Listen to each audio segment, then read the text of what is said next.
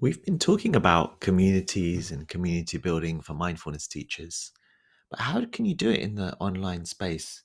Particularly if you don't want to use a place like Facebook, where can you actually do it? And why is it beneficial to create a private space for your students to share? That's what we're exploring today on the Teach Mindfulness podcast. My name's Shamash, and this is all about using private online community platforms. Now, I would say one of the best benefits, I have used Facebook groups in the past, and that has its benefits. First of all, it's free and a lot of people use it. It's got the function to make it private or secret, I think, as well. And that's got its benefits, but it's also got some of its drawbacks. First of all, I found that for when I run courses in mindfulness, some people just don't use Facebook, and so if you use a platform like Facebook, you'll be not allowing those people to be part of it, and they don't want to be part of the Facebook community for whatever reason, so they miss out. So that's the first issue. Secondly, Facebook is obviously funded by adverts. That's why it's free. And so when your community goes onto a platform like Facebook or something similar, other social media type platform, there'll be adverts there. And so there's the chance of distraction. And some people don't really associate that so much with mindfulness, because if we're trying to be in the moment and be present with what we're doing, rather than trying to get too caught up and distracted by something that may not be relevant. So that's the second issue. Third one is social media platforms, including Facebook. They use a thing called an algorithm. And that basically means that they decide what information they want to show to which people. And so you may share something and the platform may not actually show what you shared. They certainly won't share it with everyone. So there's an algorithm there which is designed to try and keep people on the platform as long as possible, but that means that they may not see what you're sharing. And then your group is not the only one on Facebook. There would be, thousands of other Facebook groups too that are there. So, I've talked about some of the advantages of Facebook, in the sense of there's a lot of people there.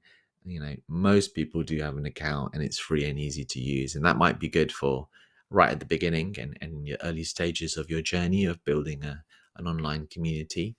But as you start to grow a little bit more, or if you're just not into using social media and platforms with adverts, then what I've discovered works really well is to actually have a separate private community. Now, there's probably several of them out there, but I'll talk about the one that I'm kind of experienced in, and it works for me, which is called Mighty Networks. And there's a free version, but that doesn't have so many options there. So then you could try free to start with. And if you want to build a free community to begin with, then that could be a good place to start. And then there's other paid options where you pay monthly, and then you can actually create groups, a private group for your community, and that might be enough. And then if you extend further, which is what I'm doing, is that you can actually also have courses on there. So it becomes a one-stop place. It becomes almost like, if you imagine if there was such places, a mindfulness center where people came into the center, and then there was other separate rooms. One was for, mindfulness teachers. One was for people wanting to learn mindful movement. It's almost like that. You step into this big space, and then you can go in these different rooms, and depending on what people have signed up for, and then you can go into more detail, and then all the content that you share, all the course material that you create, you can actually keep it on the platform too. And there's a way where your students can actually pay for it on the platform as well if you want to charge for it. So there's some of the benefits of using a private online community platform. I'll include a link to the Mind Team Networks below, so you'll be able to kind of tune into it and have a go. I think it might be one of those links where I could make a little bit of money from it, but I'm not sure. It doesn't really make too much of a difference to me either way. But check out My Team Networks, and you might want to, there's other options out there. This is the best one that I've found. But if there's some others, then let me know that you use or you're interested in. But if you're not too sure, that might be a great place to start. I've done a lot of training with the CEO at there, and I find it very conducive for mindfulness in the 5 or 6 months or so that I've been using it. So thanks so much for listening. I hope you found that helpful when it comes to building communities online. We've actually built a community for the mindfulness teachers, Teach Mindfulness Academy, and that's actually also on Mighty Networks too. So if you would like that kind of support, then check out the link below or get in touch. Next episode, interestingly, we're going to be talking about confidence building.